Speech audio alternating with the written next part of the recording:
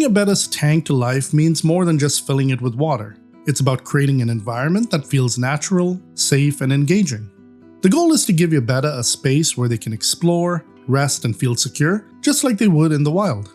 Starting with the substrate, gravel or sand are both good options. Darker substrates tend to bring out your Betta's color, but if your Betta is dark colored, you might want to choose something lighter for contrast. In my case with Sonic being blue, I went with a dark colored substrate. Adding driftwood or stones makes your home more visually interesting, but it also gives your Betta places to swim around, perch on, or hide behind when they need a break. To keep your Betta safe, avoid driftwood with sharp edges as it can rip their fins, especially if you have a long fin variety. Also, be cautious with decor that has small, tight spaces like cholla wood. Bettas can sometimes try to wedge themselves in and get stuck, which is dangerous since they need to come up for air. Live plants can make a huge difference. They help improve water quality, reduce stress, and offer natural hiding places. Beginner-friendly plants like Anubias, Java Fern, Crypts, and floating plants like redroot floaters and Dwarf Water Lettuce are great choices. In Sonic's tank, I originally started with Rotala Blood Red, but because I had issues with hair algae, I switched them out for Limnophila Sessiliflora.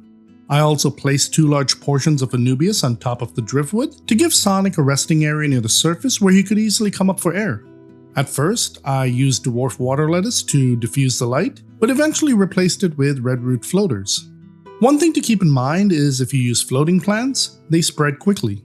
If they cover the surface completely, they can block your Betta's access to the surface for air, which could lead to drowning.